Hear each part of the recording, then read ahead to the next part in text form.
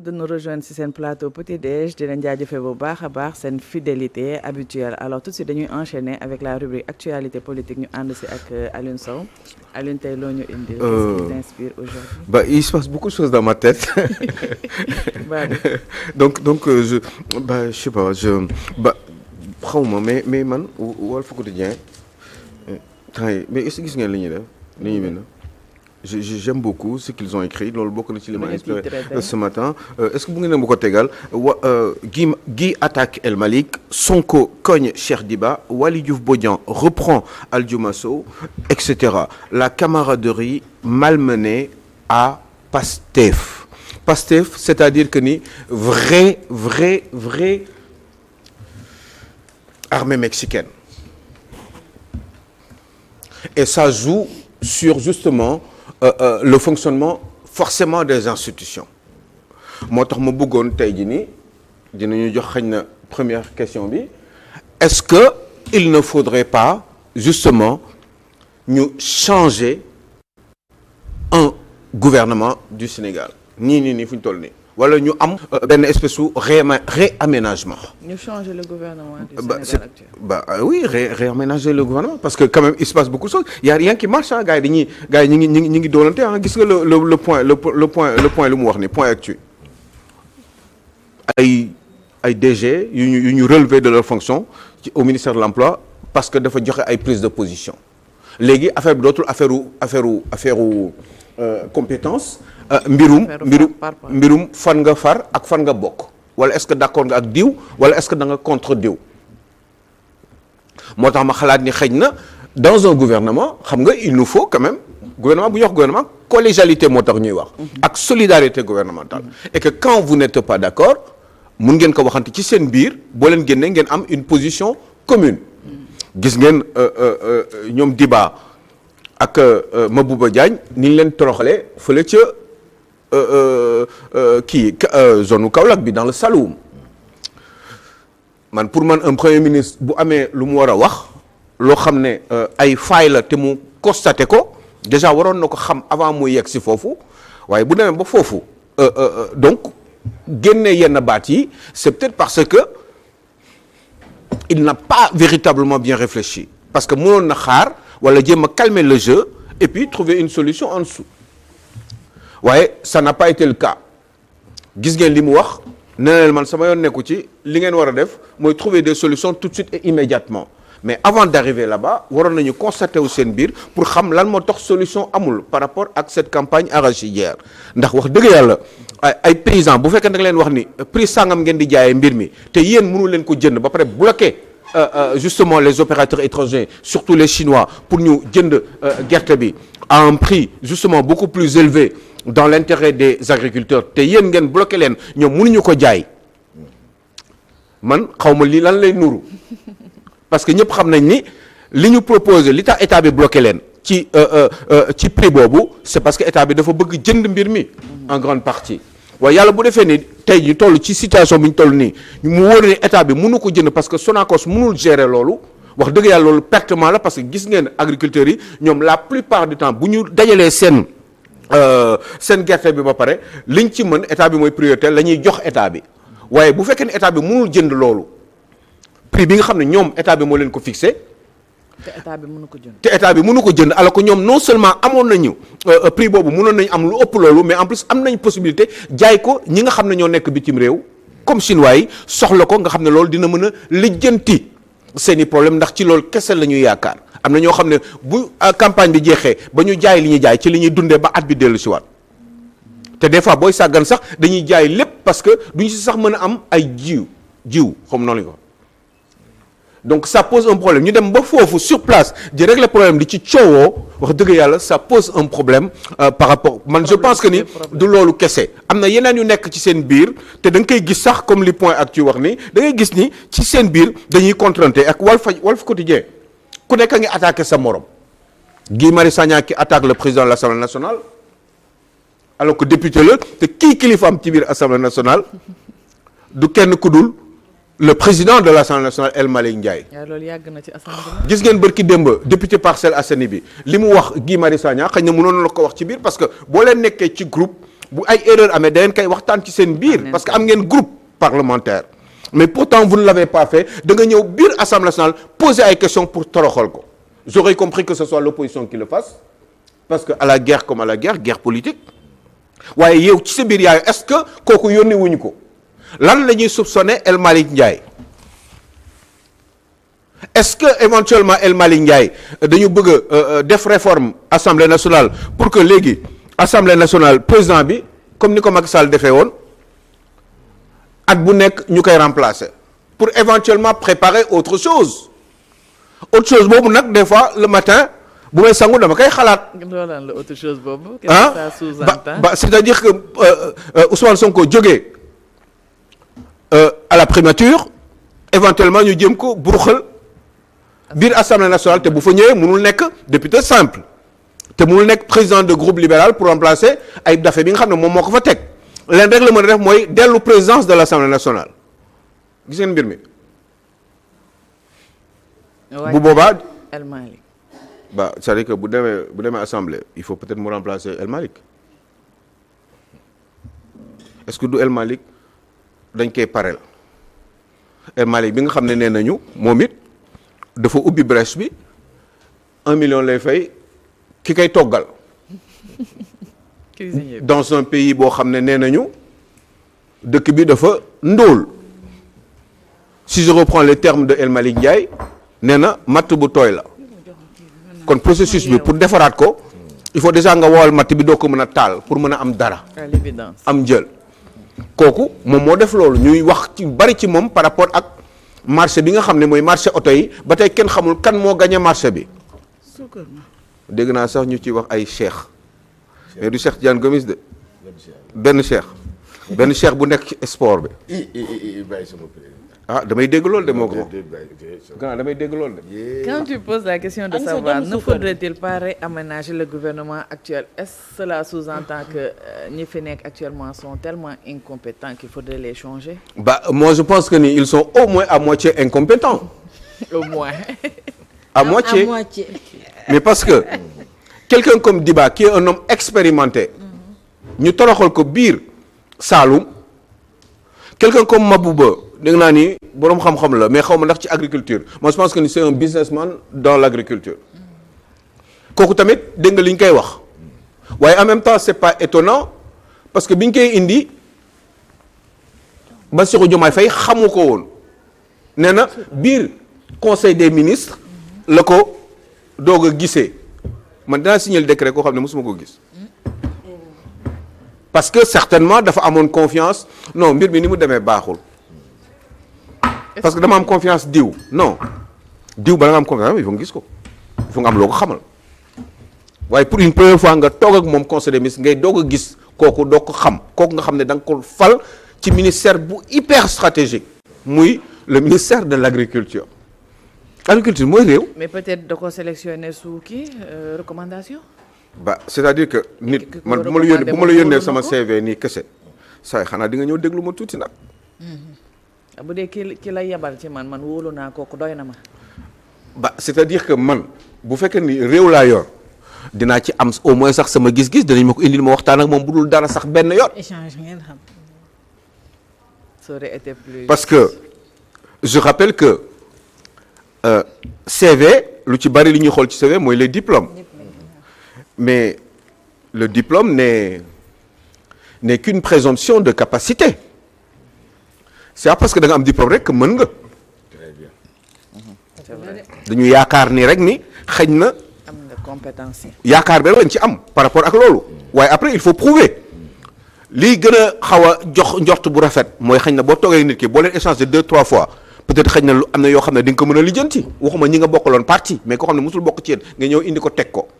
kon tey kooku lañ doon toroxal démb un diplôme ça veut rien dire ci CV moi j'ai vu un ministre plombier un ministre des finances qui fait il a été plombier plombier ajusteur l'un des meilleurs ministres français des finances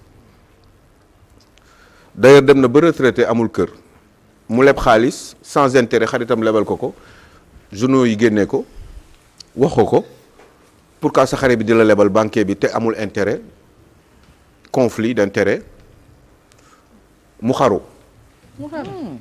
oula. xaru te xaruwul xam nga kañ la xaru le 1er mai jour 1er mai. fête du travail. waaw moom le plombier ajusteur ah. qui a été l'un des meilleurs ministres des finances de la République française. Il s'appelait Pierre Bérégovoy. Parce que rek dañ kaa toroxal ndax dafa amul kër mu bëgg appartement Paris xaritam lebal ko 1 million d'euros ñu ne amul intérêt lu tax loolu machin et cetera waa jooju nekkoon un banquier d'affaires ñu ne xëj na am na ay lëkkaloo par rapport ak moom bi muy gérer indil ko problème mënu ko supporter mu dem ci dëkkam def 1er mai fête yi ñuy def ci dëkk yi du travail mu pare dem ca dex ba ne waa ji may ma tuuti damay noppal chauffeur bi j'ai envie d'être seul mu génnee mbir mi mu ne ko tel ko jaraloon. Ils sont comme ça. kooku il faisait partie de l'un des meilleurs premiers ministres de la République française premier syndicaliste monté ba yegg ba fu mu yegg nii lu laax anamu Les Wallaises anamu ñooñu amoon nañ diplôme kon diplôme man de li ma jàng yëpp grand wax dëgg yàlla moo la ko jox. li may def nii yëpp nii bokkul ak li ma tax a gagné xaalis dans ma vie. dëgg la man de li ma am diplôme ak li ma def bokkul. bokkul. daa mel ni bari nañ ci. Il y a Ils ont ce complexe une là au chose Sénégal. qui ne prend pas de retraite. C'est la compétence. jeex na. Compétence rek moo dul jël retraite. Mais toute autre chose prend une retraite. Et je le dis tout le temps dans le football, on parle de diplôme. Ça veut rien dire. Ça veut rien dire. Non. Alors que quand tu n'as pas l'intelligence de pouvoir coder et décoder, ça veut rien dire. Donc, il faut être intelligent il faut nga. être intelligent. Il Dans la faut vie. savoir gérer des situations pour pouvoir être un bon entraîneur. Il faut que entraîneur yi yëpp diplôme yi moo tax ñu kii non dem ci benn classe def sa diplôme après ranger ko fële. Après sa expérience moo lay dugal ci terrain du diplôme yi ngay dem di xool naan est-ce que lii la war mais grand la moitié li ma jàngal man dëgg-dëgg fàtte naa ko. non moitié li ma jàngoon dëgg-dëgg. attends c'est vrai. li ma am démb diplôme su boo ma defaatee examen dinaa ko am man grand. ak suma soxna ñu ngi wax 9 fois 9. voilà. dem na parce que yàgg dem na. waaw. da nga koy fàtte. grand xale boobu bi moo ñu wax c'est mooy. waaw mais boobu moom jàpp jàpp naa ko parce que Aïda Diong xaw na maa rey xam ngeen Aïda Diong. Aïda Diong jàng. Aïda Diong ñu nekkoon PDS moom xaw na maa rey tendre par 4 bi ñu nekkee xale. ba ndax table de multiplication. soxna si xam naa fàtte na ko waaye man fàttewuma ko ndax daf maa traumatisé. Alioune, le réaménagement du gouvernement actuel, est-ce que de créer d'autres types de problèmes? C'est-à-dire que déjà, c'est le il faut bien réguler pour mën a liggéey il faut nga réorganiser mbir mi entreprise bu amee problème entreprise Sénégal quoi bii nii bu amee problème il faut nga régler ko mais coow gi dafa bari booy gis Ousmane Sonko di wax ni mu doon waxee ngay xam ne affaire bi du loolu kese. daa am yeneen nu mu mais oui da nga koy sentir mais Guy Marius Sagna nan la mu ne attaqué El Malick. El Malick problème égo. mais El Malick mooy patron Mais Guy Marius Sagna a mooy patron toujours biir été du Assemblée côté nationale. du peuple, en fait. C'est un problème. institution la Assemblée nationale institution la ça veut dire que ni am na lu xew député bi ma lay ne ni Pastef nii génnee donte loolu man ànduma ci 1 million yoo xam ne El Malick nee na moom El Malick moom lay fay cuisinier ki kay toggal te El Malick boobu moo doon wax gis ngeen problème yi El Malick boobu moo doon wax ni moom nee na Sénégal dafa metti El Malick boobu moo doon ne ay oto député warul am oto ci situation réew mi. nit yi ma war a dundal ça équivaut à peu près à 100 000 kay kon cuisinier bi war nañ ko war a mën a fay 1 million. waaw baax na mais waaye man de wax dëgg yàlla gis naa fi ay cadres ñu am solo ay ingénieurs fi dans ce pays là à peine 500 000 la ñuy am. dëgg la de ak nu mu mënti demee. ay borom xam-xam gis ngeen yooyu. El Malick bu mais lu ko teree mu dem jànqam bu wàccee dem li këram ñibbi am na yoo xam ne am jànq mais jànqam dogal ko pourquoi spécialement am un cuisinier dëkk boo xam ne nee nañu dafa ndóol dafa nekk ci situation yu métti. et qu'il faut serrer la ceinture. et qui a d'ailleurs il paraît autour de 23 conseillers moom yoo xam ne moo leen di fay bon évidemment ay ñoom Mbacké Sylla ñëpp ngi ci biir bari nañ de 23 conseils bari. yoo xam ne da leen di fay chaque weer certainement gis nga yooyu noonu kooku xam nga en temps normal opposition bi mun naa comprendre ñu critiquer ko mais pas ay nitam lu tax député boobu génnee 1 million yi député Pastef la bu Parcelles Assainies lu tax mu génnee wax boobu ci biir assemblée nationale waxuñu ko entre ñoom ci seen biir de ci seen groupe parlementaire maanaam potum biir mais bu ko génnee xaj na peut-être am na lu ñu soupçonné El Malick Ndiaye wala xaj na peut-être dañ ko yónni kooku parce que nag dégg naa ni c'est un inconditionnel de Sonko kooku. Ah bon? je veux qu'on réfléchisse ensemble. ok. li ngay wax ni doy na waar de. adet man moom nee na moo wax de moo wax ci assemblée. le fait que mu nekk un inconditionnel. Ah non, oui. Et puis de toute façon, les 3/4 des 130 députés du PASTEF, sûr, sont des inconditionnels de Sonko. El Malick mooy deuxième personnalité de l'État. foofu nag xel dina fa tey de. du ma seytaane de damay réfléchir leer na Serigne Touba parce que waxuma duñ ma nax waaye bugguma ku ma nax te chaque fois damay moytu te bugguma ñuy nax ñeneen ñi doon sénégalais parce que ku nekk ak li la yàlla may et je veux qu'on réfléchisse ensemble li may wax ni nag gisuma lu ci daj lu ci nit mën a dindi waaye leen rek moom ma wóorul mooy lan moo sooxe lii yëpp en profondeur parce que boo leen di xool nii ñoom ci seen biir ni ñuy xulóowee moo tax Walf Quotidien il faut les féliciter li ñuy wax dafa doy waar Sonko nu muy mun a koñee Cheikh Diba son ministre des finances ci biir ay agriculteurs situation bi xam naa dafa compliqué ci communication quoi il aurait pu dire ça mais on va essayer de trouver des solutions daar pour que lii mu réglé wu assez rapidement parce que injustice la ndax seen gerte bi mënuñu ko bàyyi fii mu yàqu c'est tout à fait normal parce que yéen yaa leen yor réew mi yéen agriculteurs yi yéen yaa leen war a dundal Sénégal ñun suñu ambition moom mooy tax réew mi gën a dem ndax ci yéen la ñu bëgg a jaar ci yéen pour am une autosuffisance alimentaire ci fànn bu nekk mais wax boobu rek doy na seral nga xolu kële suturaal nga kii bu fekkee ni moo tooñ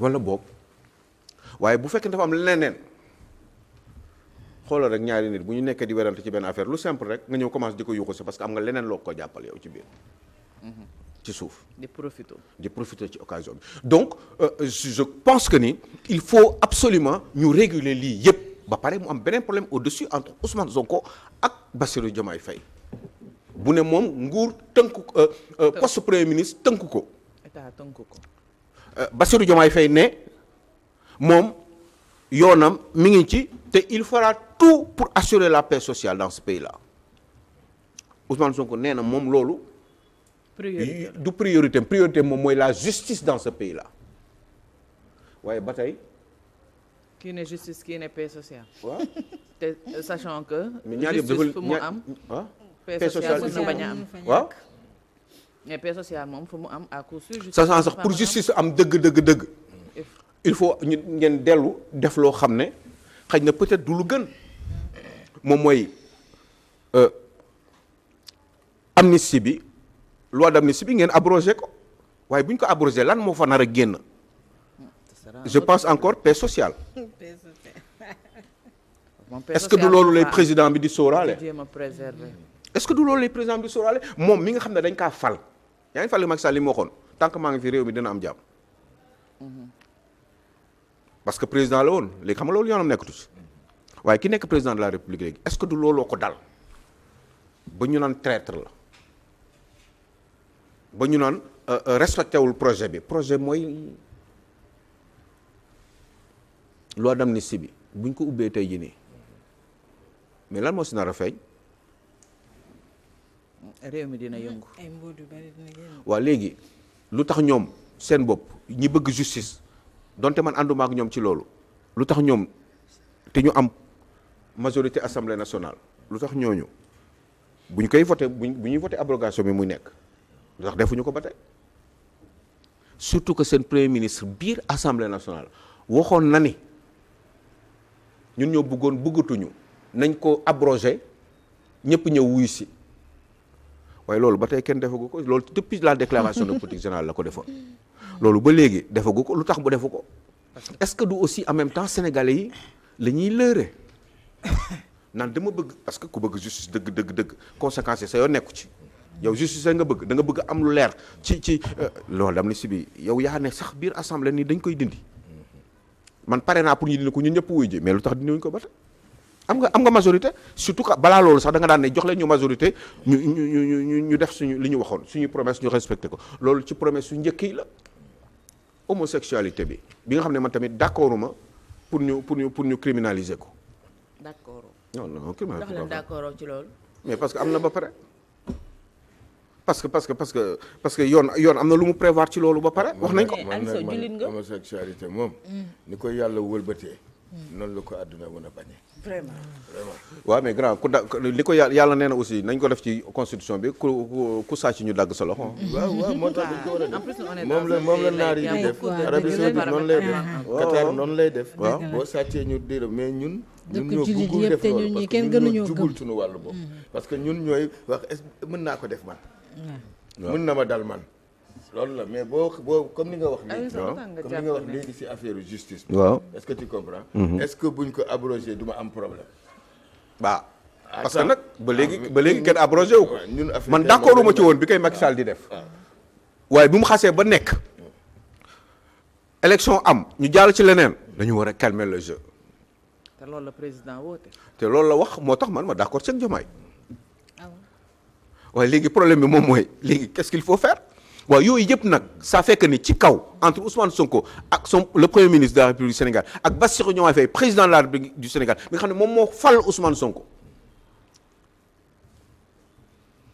falaale ay ministres yoo xam ne Ousmane Sonko d'accordul ak ñoom te ministres yooyu Ousmane Sonko mooy seen patron loolu moo tax ma bëgg ñu defaat ñu remaniement pour mu leer. ku nekk xam fooy taxawee. ñu bougé waat gouvernement bi xoolaat poste yi waxtu bi tënk nañu. vous ne pensez pas que camaraderie bi moo war a jëkk jeex quand on gère un pays on doit être strict on est président de la République il y a un premier ministre il y a des ministres ku si nekk da nga war a xam ni dafa am ku la jiite nga def liggéey bi ni nga ko war a defee.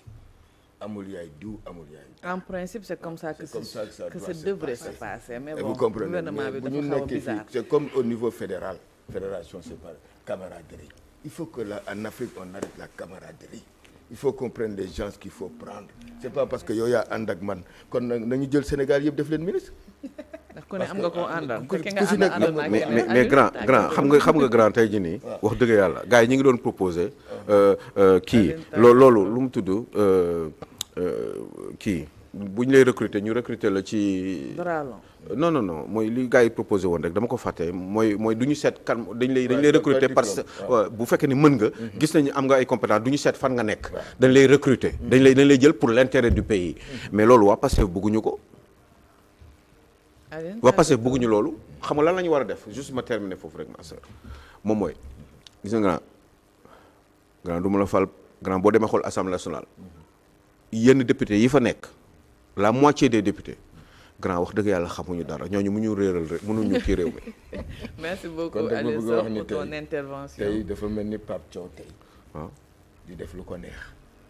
est-ce que le public sénégalais serait d'accord Dañ koy que toog Pape di di ko choisir seetaan. ñi ko neex jëlul compétence su seen joueurs yi nga xam ni mais di jël joueurs yi ko neex di ko dugal. des questions totalement légitimes. mais public Sénégal dañu war a Pape Thiaw bu ñu ko xasee ba fal dafa war a def lu ko neex parce que ñoo ko fal dañ koy assumer. non dama ni est-ce que aujourd'hui di nga am compétence de joueur. moom mu dem jëli ñu ko neex. ah non loolu mënul nekk. waaw moom laa la expliqué foofu noonu d'accord na loolu laa la expliqué. waaw d'accord donc yéen ñaar il y a ñëpp des vos idées se compétences au rejoignent d'une Sénégal façon on ou doit d'une pouvoir autre les mais prendre et les malheureusement faire temps travailler. bi xoj nañu Aliou ñu ngi lay jaajëfee bu baax a waaw baax. suba amul di altine. suba la jeudi de am na kay. non man bokkuma ci. c'est dommage parce que am na lu ma bëggoon wax ni parce que dama bëgg ñu changer constitution du ci réew mi te dama bëggoon def une proposition pour changer la constitution du Sénégal. lundi ñu rappeler la ko waaw inchallah. xool nu ñuy def ak parlement bi xool nu ñuy def ak présidence de la République. on prend note. bëgg naa ñu Lundi. changer ko nag ak la justice de ce prend pays nee na là. lundi Inch'Allah, da nga ñëw ligne boobu. Voilà, le Sénégal forme et l'étranger recrute, l'évidence. Mais il se passe des choses, c'est même pas la peine. merci yàlla may xolu mu partout. non grand yàlla may xolu mu. Aussi, ici, dans le avant football, vendredi da le ngay ñëw Sénégal chaque jour est nag forme Kazu Rajab. et les étrangers di placent. ñëw voilà les étrangers. màggali woo te ñun dañuy màggali ngay teel a ñëw. merci beaucoup Aliou yàlla na Sow. yàlla suturaal Amiin maman Ndeye Thiam yaa yàlla rabbi. nga gudd fan. Amiin. ak Merci bépp mboolem beaucoup. jullit ci jaay rasulullah sallallahu alayhi wa sallam. Merci Cheikhul pour Khadim. ta rubrique. Comme d'habitude, nee nga le cerveau des Sénégalais est en berne et ton rôle c'est de le réveiller. Jërëjëf, nous allons marquer une petite pause publicitaire avant de revenir sur le plateau. jërëjëf.